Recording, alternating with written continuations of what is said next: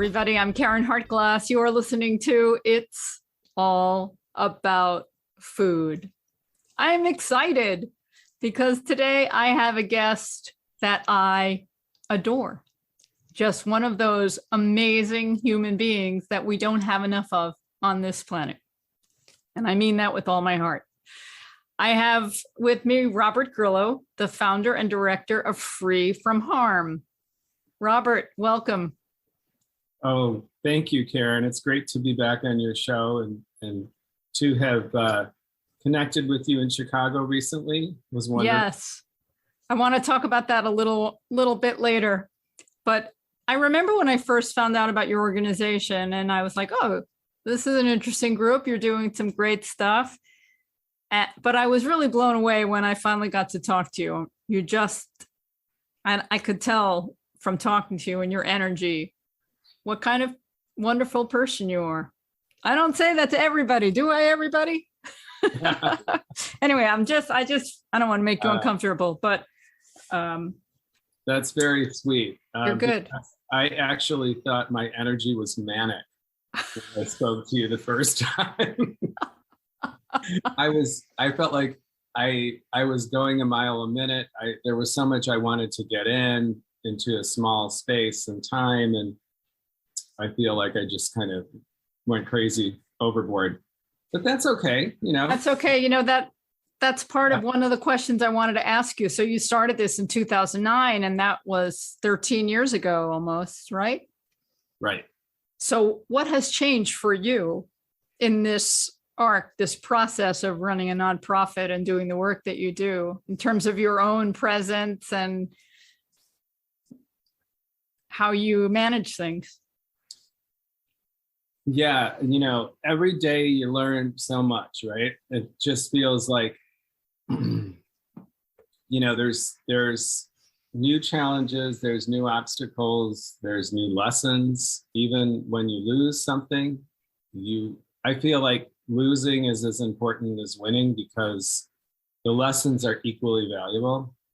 And sometimes the lessons you learn from losing are even more important because if you don't apply those to the future, you could be in big trouble. So, I feel like what kind of makes us a little different is that we strive for structure and organization and better standards, better organization, streamlining of things, making things work better. But at the same time, I feel like it really is important to balance that with thinking outside of the box and not becoming too much of a routine or formula, because good activism requires keeping your targets and the public and everyone kind of on their toes so that they don't anticipate and say, oh, how predictable, they use those props, or, we have to do something that kind of captures the society's attention in a way that garners respect and awe, hopefully, like maybe makes them think rather than necessarily laugh at us or make us think. We're always going to have critics and people that attack us and think that we're stupid and are, we're messed up. But we can also do things that, that kind of create, create a situation where people kind of have to think about it. And so I just feel like it's important to continually evolve and look for new ways to present ourselves. And I feel like it's kind of a theater in a way. I feel like the role of an activist is playing a role that's not necessarily us. It's the role we have to play to strategically pursue the goal. Okay, now I think that we're reading each other's minds. When you said theater, you just gave me chills because I was just going to say exactly the same thing. And I was going to say, I'm involved in theater, and the kind of theater that I like is the theater that makes you think, not the kind of theater that makes you laugh, just as you just explained with your work. And then you said it's like theater. So, okay, mind blown. Boop. Not that we shouldn't laugh, right? And no, laughter is important. Yeah. But definitely we need to think, and we need to see ourselves and really understand what we're doing, what our actions are doing, and not be sleepwalking. But most people are. Not that I'm judging. Right. Okay, so free from harm. Has your mission changed at all in the last 13 years, or just maybe your focus or a direction? Yeah, it's changed with, I think what we learned, and that I think at the beginning we didn't really have a sense for, we weren't very well informed. We had to learn as we were going, and we didn't know about activism strategy. We didn't know about psychological factors that influence people's decisions on what they buy. We learned so much about those things. And so the mission has changed based on what we think is necessary for the kind of change that we want to see in the world, if that's possible.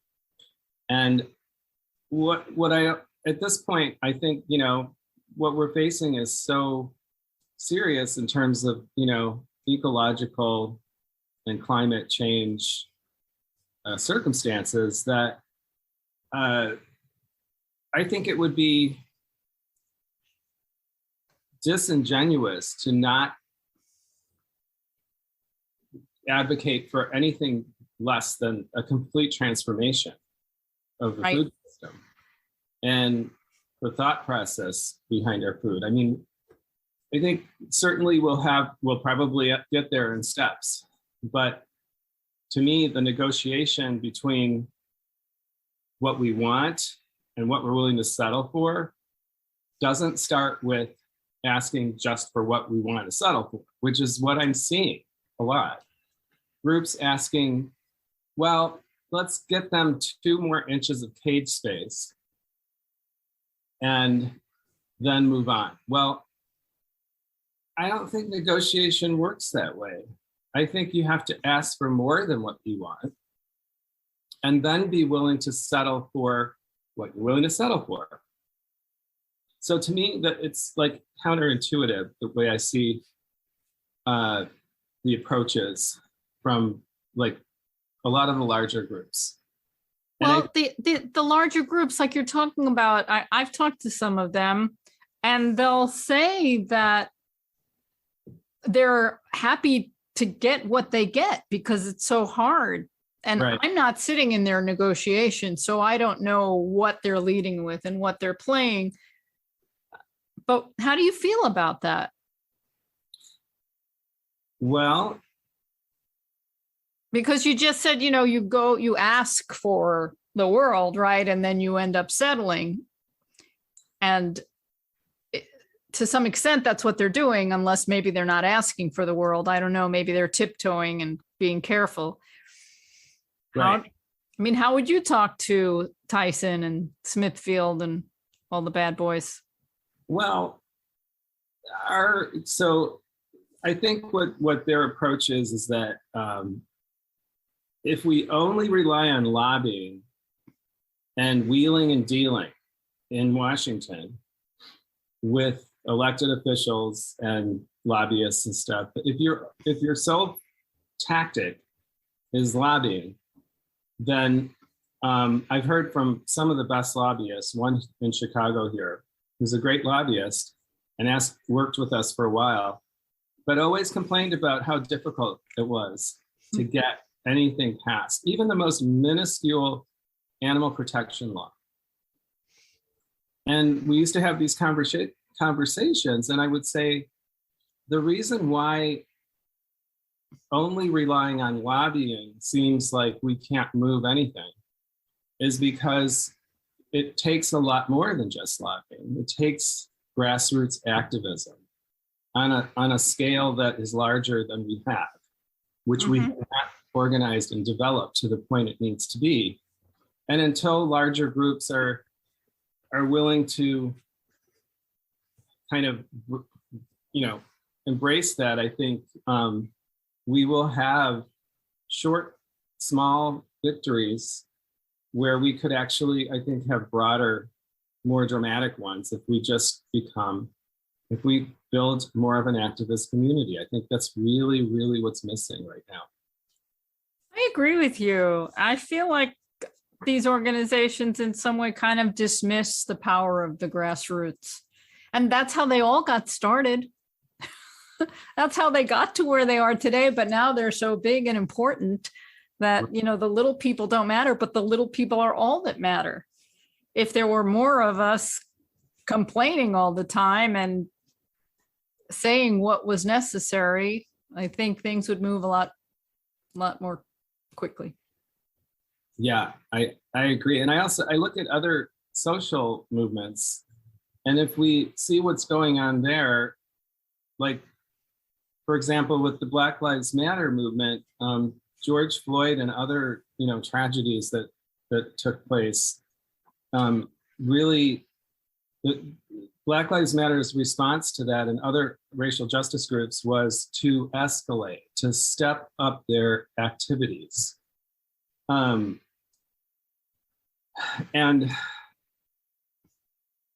it worked in the sense that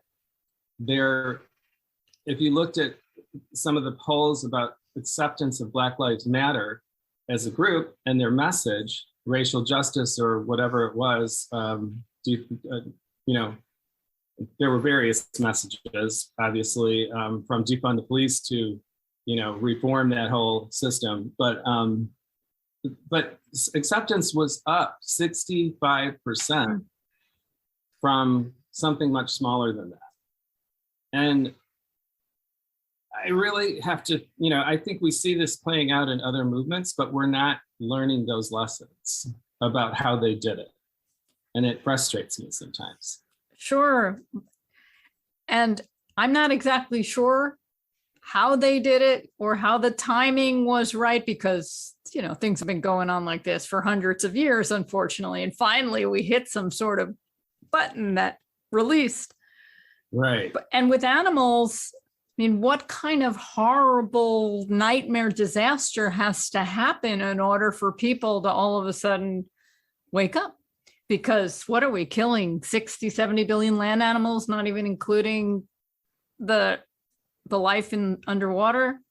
What's it going to take? Occasionally, everybody gets all excited when a cow escapes the slaughterhouse and everybody's cheering for the cow, but it's never enough. Right. It's not sustained. Yeah, that's a good question. We often ask ourselves that too. And I guess where we are is different than what's different in our movement, I guess, with the others, is that we're chipping away at the foundations of this huge, exploitative system that exploits animals. And we're looking for ways where we can deal a really serious blow to that power structure. And we're trying a lot of different things. It's trial and error, just like advertising is trial and error. And corporations have learned the psychology too. They use disruption to disrupt consumers and create new markets, to get them to think that by using advertising, they can disrupt people's thinking, change their minds, and make them think there's something new that they need, that they never knew before, that they needed it. Right. That's not unique to corporations. That's a social psychology methodology that social movements use too. And corporations just decided, hey, this could work for us too.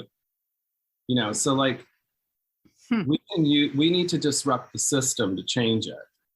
And so it's not a dirty word. Like advertisers do it too.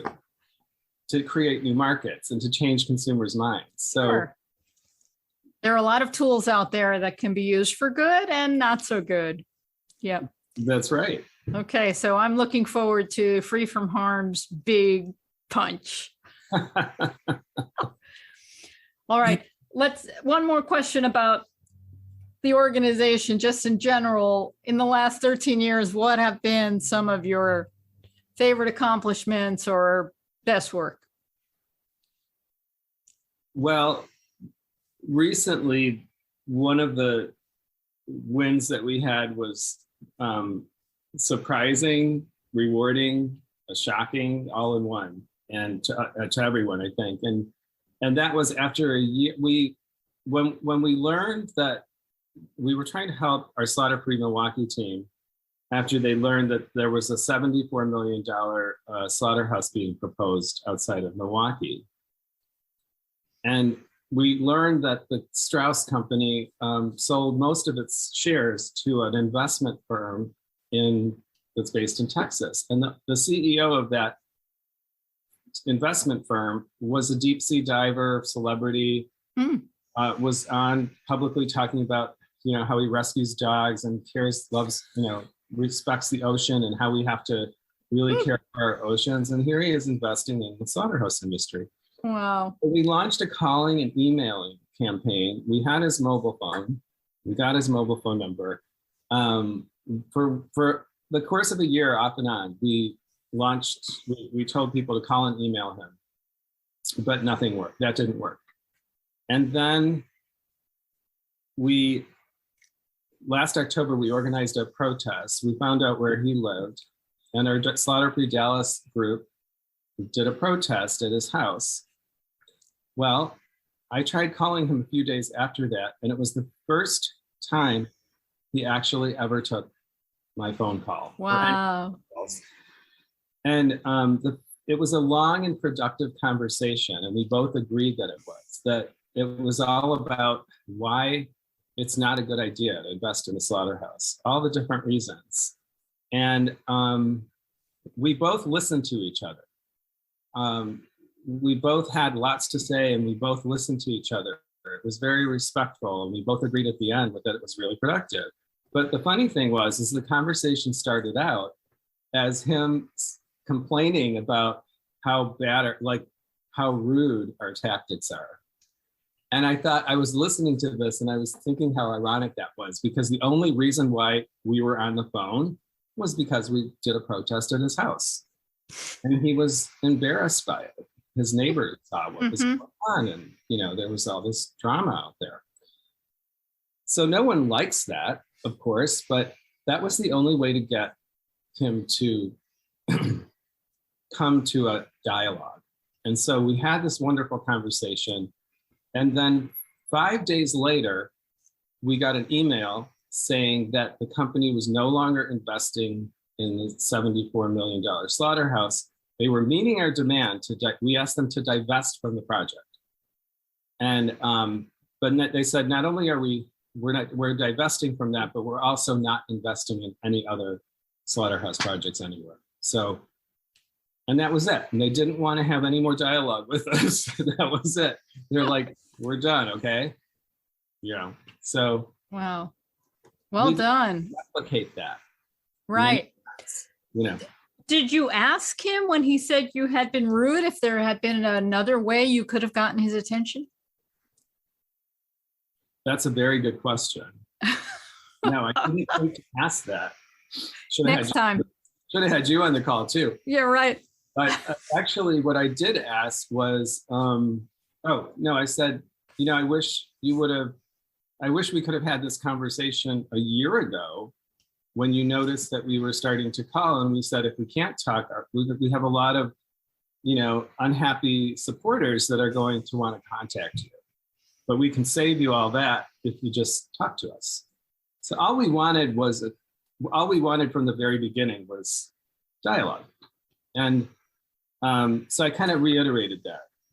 When you had the conversation, did you change his mind? Did he not understand what he was going to invest in? I think to a certain extent, that he had not heard these arguments before about the slaughterhouse industry. And I think he was rattled. I think he was truly rattled by it. The other thing that I thought was really interesting about some of his responses was how much it was important to him to impress upon me that he was a good person and that he cared about the environment. He drove a Tesla, which of course none of us can afford. But hey, he's a billionaire. He drove a Tesla. He did this, that, and the other thing. And I said, I honored that. I said, that's great.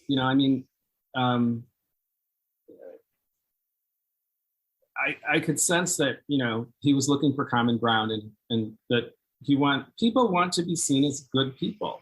Yeah. That's the lesson that came away from that. Right. I'm sorry. Oh, yeah.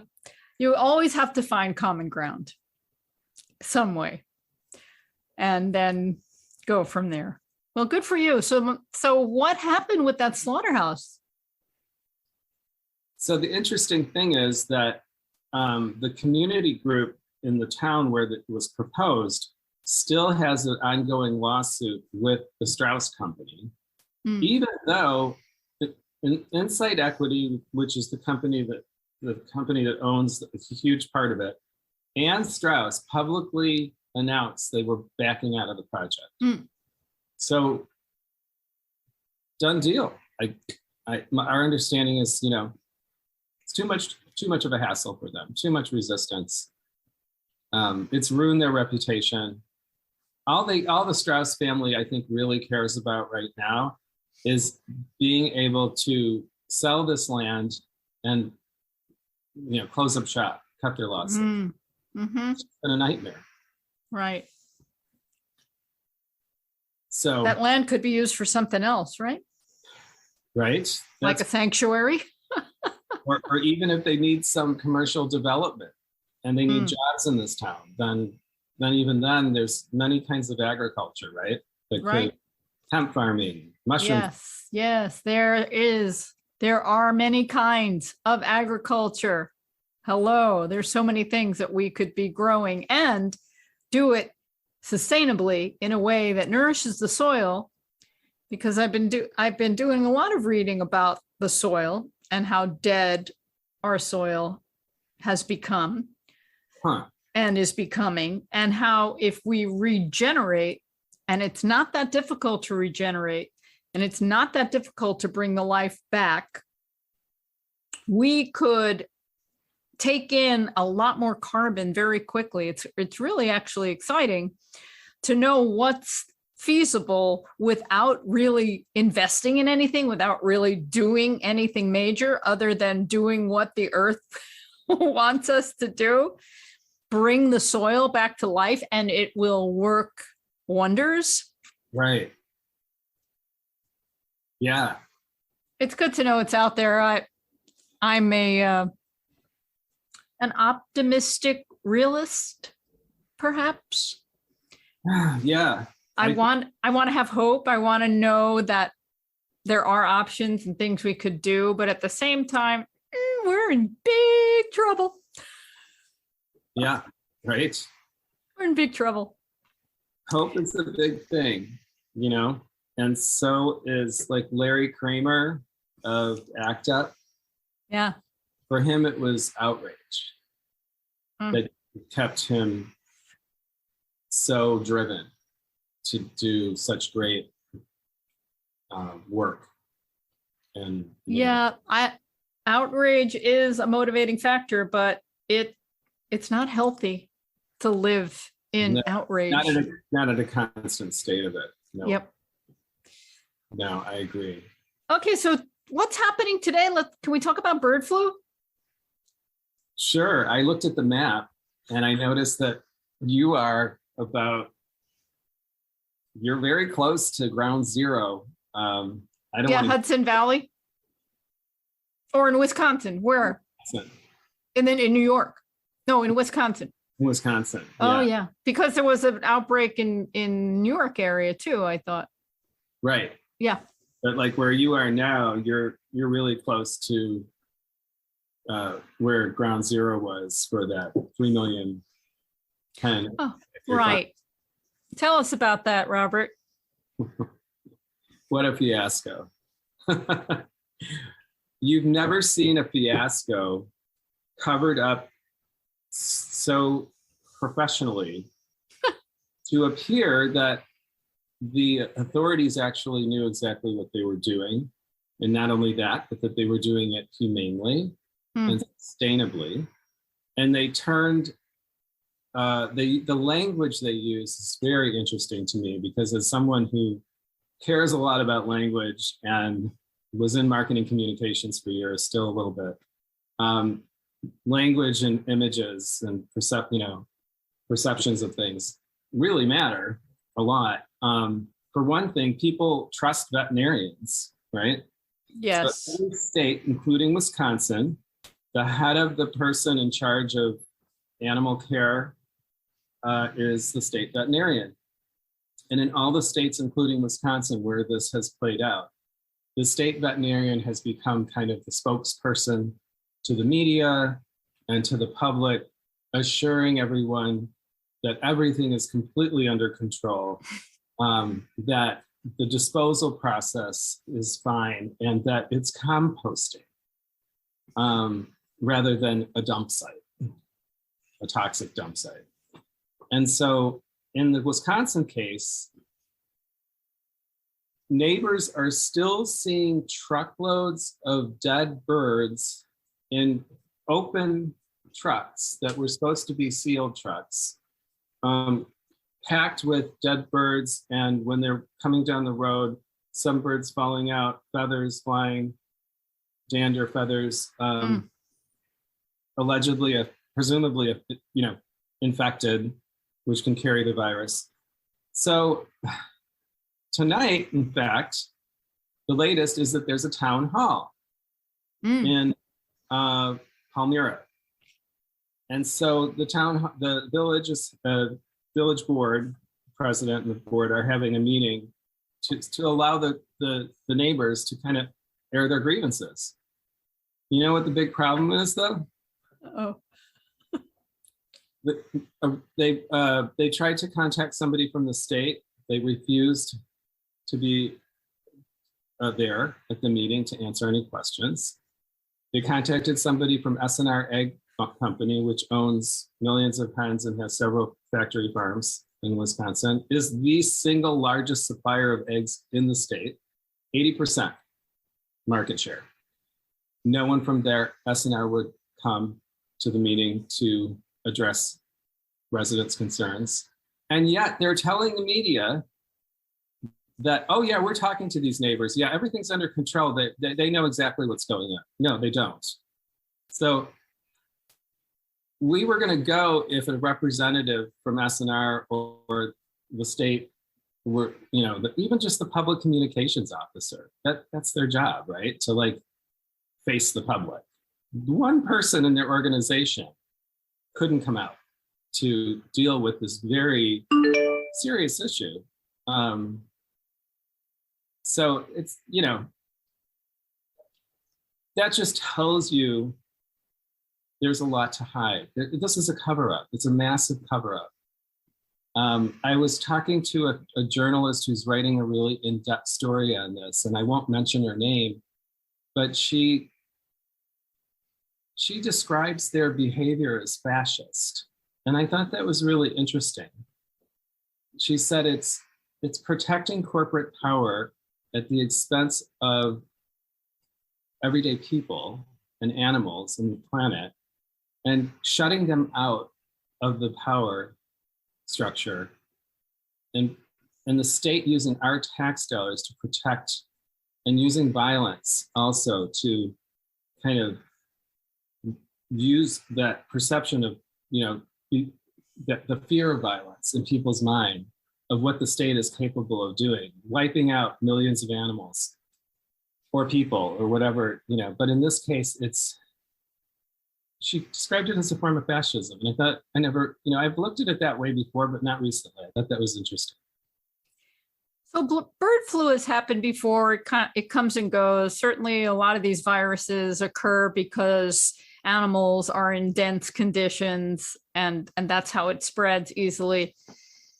So do you have an idea about how many birds have been affected and how have they been taken care of? Yeah.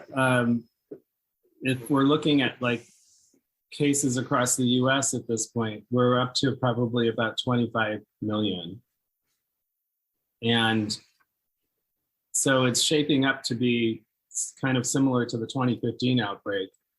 And I don't think we've seen the worst yet. I think this could continue for a while. I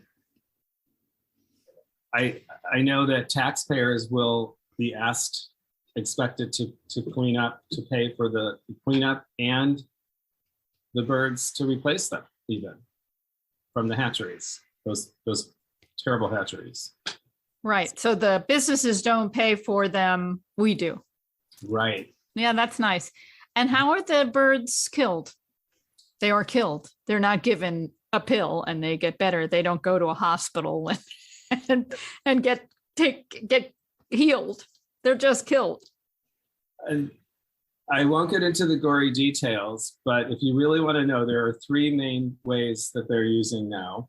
There's something called ventilation shutdown, which is using heat, turning up the heat inside of these big barns and causing the animals to have heat stroke and basically collapse from the heat. And this happens over a period of hours. It doesn't happen right away. Yeah, when you're dealing with populations that large, it can take hours, days. Yeah. I think in this Wisconsin case, they tried a bunch of different things and nothing was working right. And so that's why it took them like almost 3 weeks to kill these birds. And they know what they're doing and they have it under control. Absolutely, no doubt about it. Trust me. God. Yeah. You know, the other method, so there's ventilation shutdown, there's carbon monoxide gas, which sounds like, oh, you know, people die in their sleep of carbon monoxide poisoning and it's painless. But actually, under these conditions, it's not. It's very intense and it burns the lungs of the animals. It's very painful. And again, it could take hours or days. And the third way is incredibly heinous. It's called fire retardant foam. And a lot of environmentalists don't like that way because of the fire retardant foam has got incredibly bad chemicals in it. And then what do you do with that waste? How do you dispose of that properly? It just becomes a waste disposal nightmare. But the foam suffocates. And yeah, none of those ways are, according to Karen Davis, I had a really nice conversation with her about a week ago, and she said none of these methods are painless. They're all drawn out. They're all awful. And yeah, I'm sure she's right. Yeah. Yeah. Just a moment about Karen Davis, another wonderful individual who's probably so outraged day in and day out by what happens to all of these birds. And then they're composted, you mentioned. And composting is a nice environmental way to degrade things, but I'm kind of remembering whenever you get instructions about what you should compost, it's usually plant material and that we should keep the animal material out of the compost, right? So how does that work? Yeah. Or not? Great question, because you were talking about soil earlier. And I would like to learn more about this because I'm no expert for sure, but my understanding is that there have been corpses and cadavers and bodies found that were buried that still have certain pathogens that are active after, hundreds of years. I don't know if you've seen cases of this, like anthrax and probably completely different things than bird flu. But still, pathogens can live for decades and hundreds of years in a body that's buried. So I'm not sure how they make the claim that the soil is ready to reuse, within like weeks of the burial, 3 million birds. I'm not sure how they come to that, but nobody really trusts that. And the neighbors that are surrounding this burial, this site, which they want to call a compost site, the neighbors want to call it a dump site because that's what they see it as.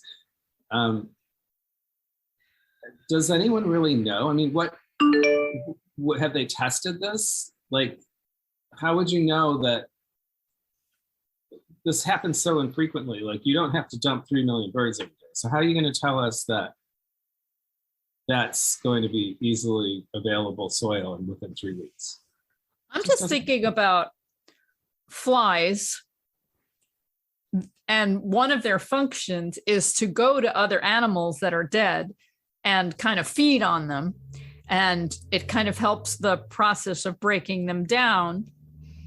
And we can live without humans, but I've learned we cannot live without flies, or at least the earth cannot. They do amazing work, but they also fly. Flies fly. I mean, that's why we call them flies. So I'm imagining that they can feast a little on these contaminated birds and fly around and spread it a little bit. Probably, yeah. I wish I knew, but the site is huge. It's like you got to see it to believe it. Where all these dead birds are. Yeah. Are there pictures online somewhere? Yeah, we have some footage. So we have our drone footage, unfortunately, came too early. We thought that a week into this that they would be done, or they would be kind of completing. So we hired a drone pilot to get some footage, but they weren't even started after a week. So there is some chopper footage from a news station that shows some really good footage that I can send to you. But yeah, we're just like, this whole thing has just completely turned our world upside down. Like, so this bird flu is still going on around the country. Yeah. And one of the concerns we always have about animal viruses, flus like this one, Dr. Michael Greger wrote a book in 2015, and he updated it when the coronavirus came out in 2020, is that it is possible to leap from birds to humans. And if it's as contagious as it is and deadly as it is, it can just give us a whole nother fun round of pandemic to deal with. Something to look forward to. Yeah. There's been 8 recent cases of bird to human transmission. Yep. Of this particular one. Yes. Yeah. And there's a 60% mortality rate. Oh, that's good. In humans. And there's been about 800 cases in humans up to now. So those 8 people, did 4 of them die? 4 or 5 of them? Don't know the outcomes. Don't know. I'm just doing the math, 60% times 8 is 4.8. Yeah, right. So I don't know. But there's been 800 cases, and though they're even though experts say, yeah, this is rare, they're still really concerned about how clever these series set of viruses are in mutating and adapting to different situations and animals. They're very worried about that, and they're because of the fact that there's such a high mortality rate. So yeah, I mean, this is uncharted territory, and the situation we have is our tax dollars and our government that's supposed to, oversee this and protect public health and the environment and animals. Instead, they're protecting corporate profits. It's one of the most blatant examples of that I've ever seen. Just staggering to me. I want to take a moment and do a little public service announcement for the virus. Please.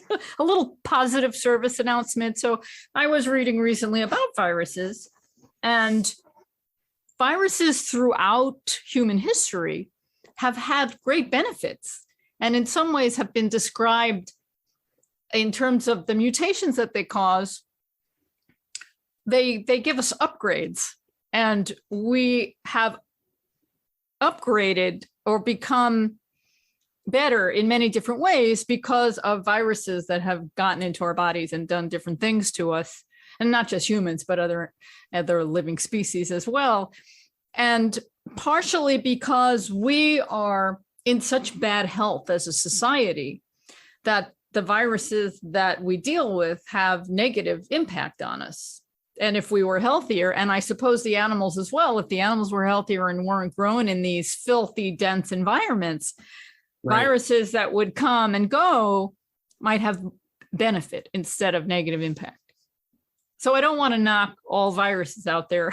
There are good viruses and there are bad viruses, just like bacteria. Yeah, definitely. Yeah, absolutely. Protective bacteria, having good flora in your intestines. Yep. Is something obviously very important. It's just fascinating when things are in balance and when things are out of balance, what happens. Right. I once read that avian flu and that set of viruses first became a problem when they can trace it back to when we started domesticating birds. Well, of course. And all of a sudden we started getting all of these strains of influenza. And even, I believe even the regular influenza, what we call flu, all those different strains of flu are related to bird flus that have evolved over the last, thousands of years.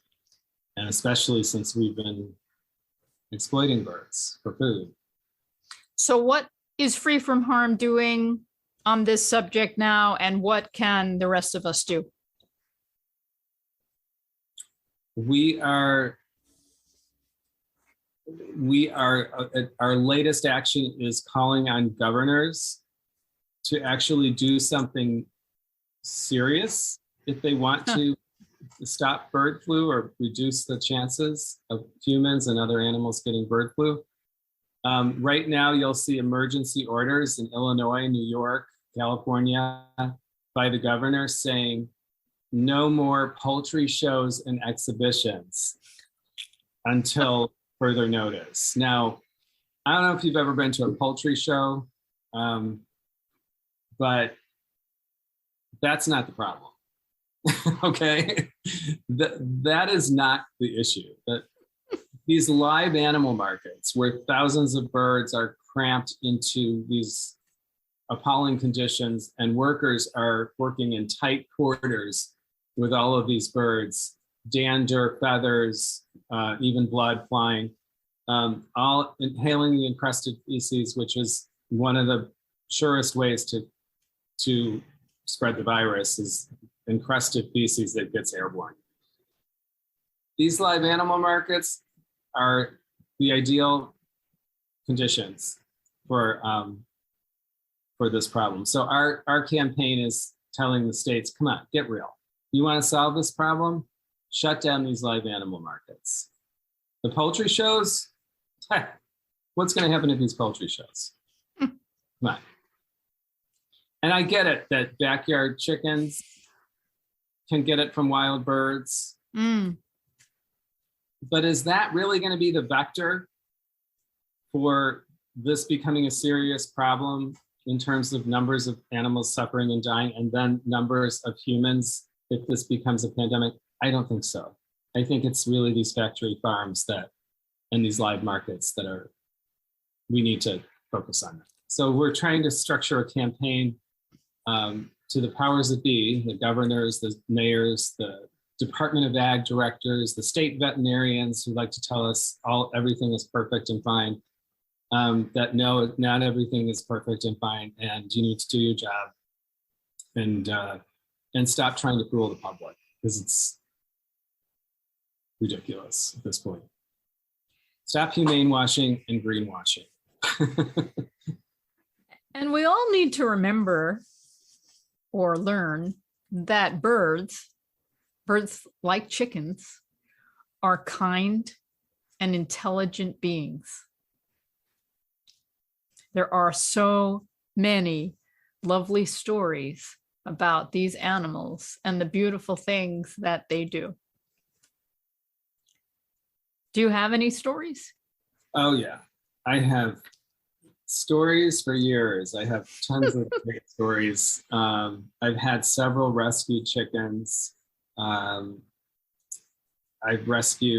had a few rescues from slaughterhouses that fell off a slaughterhouse truck.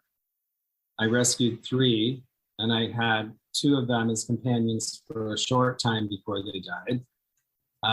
One was paralyzed from the waist down, and the vet decided that the best thing was to euthanize the bird, even though he was eating and he was communicating, but he was paralyzed from the waist down. So I've had amazing experiences. I've had chickens that knew nothing but a barren warehouse for 6 weeks, and then being stuffed in crates to be hauled off to the slaughterhouse. So who knew nothing except that, to coming into my home and skipping up and down stairs, doing things that like dogs or cats would probably take weeks to figure out, right? Doing things that just amaze you, like as if they've been there all this time and they just know exactly what to do, and they know how to, kind of coexist with us, and they're happy to do it, and they're trusted. And you're like, how do they trust after being treated like that? And it's just amazing. Well, I'm sure they could sense your energy just like I could. Oh, wow. I need to breathe. So much work to be done. And I just need to mention, of course, we have this war going on with Russia and Ukraine, and it's upsetting to many people, as it should be. And there are things that go on all around the world that are violent and terrible. But we have to acknowledge that even the people, the good people, the people that want to be acknowledged as good people, are part of this violent culture we live in, where we have these animals, we create them, we breed them, right. We confine them, we allow them to live in agony, in filth, and then we consume them. Right. This is our culture. We are mad. Right. I really feel like our culture is mad, insane, and there's only a few who are not. And to what extent is this societal pressures on people that cause them to participate in something that they would admit is just like with fascist Germany and all the study that was done on people that went through that and why they chose to defend it, why they chose to live through it and justify it until they couldn't. And I just wonder, like, it just shows that how powerful societal pressures are and what social animals we are. And what we can learn, I guess, to me, that makes me want to learn more about social psychology. How do we disrupt that? How can we most efficiently or, impact, I hate the word efficient, impactfully. I hate the word efficient too. Thank you. I mean, like, how can we disrupt that process and say, wait a minute, to get that message out to people that following norms is, in this case, or in past, we should learn our lessons from, like, how do we, it's got to be a disruption. It's got to be like, whoa, you got to break that train of thought. It can't just be, I don't think it can be gradually and nicely put on people. I think it has to be a painful process, like mentally, like, oh my God, yeah, a wake-up call that really, it's going to be upsetting to realize that you've been participating in something that goes against your most basic beliefs. I think that's part of the problem, because for those that might get a glimmer and realize what they're doing, it's too difficult to say, I've been doing horrible things all my life and I'm not going to anymore. That's why I say, especially as an adult, it takes so much courage to change your diet and to change your way of thinking, because it's hard to acknowledge the harm that we've caused. Absolutely. Yeah, I don't know. All right, let's turn this around. I always like to end on happy, delicious notes. So Yes.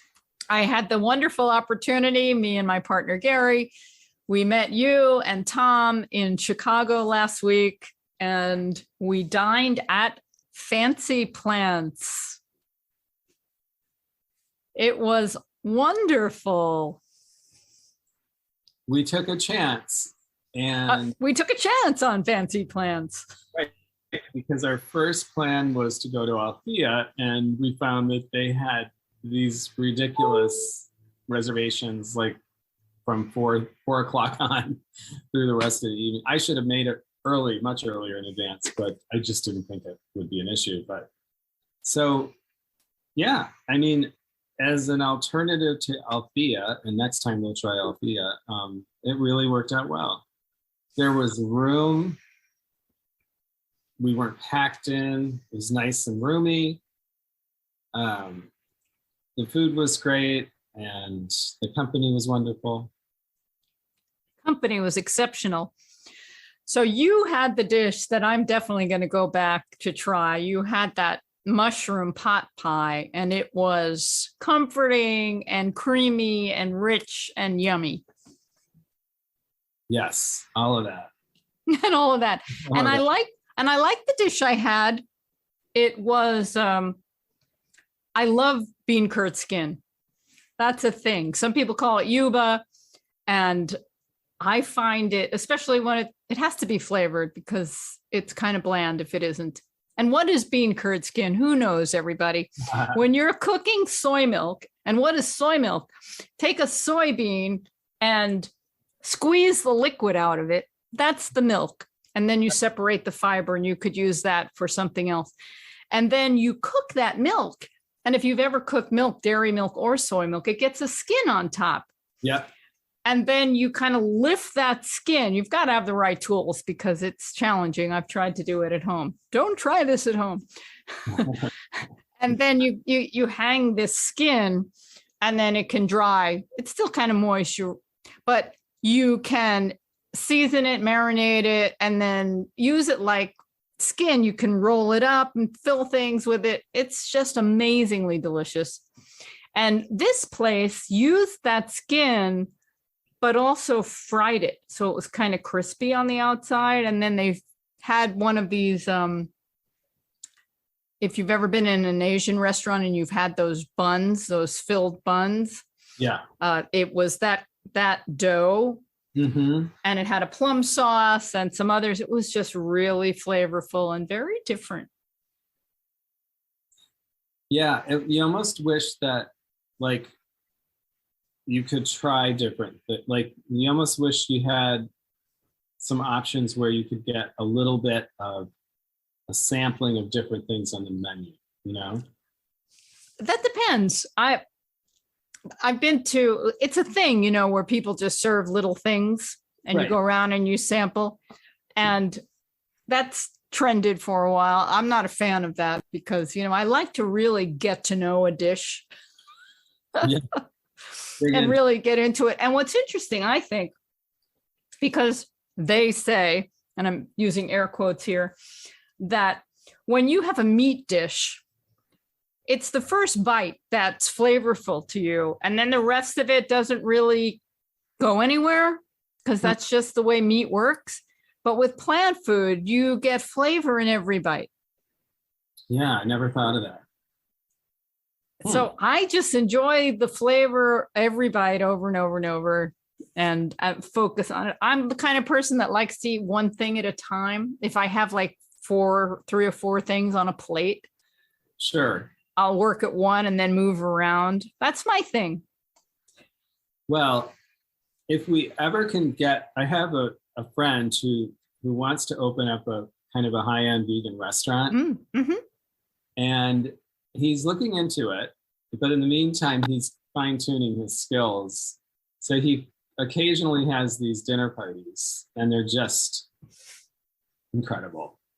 Okay, well, let him have one while I'm in Wisconsin, and I'll drive over to Chicago.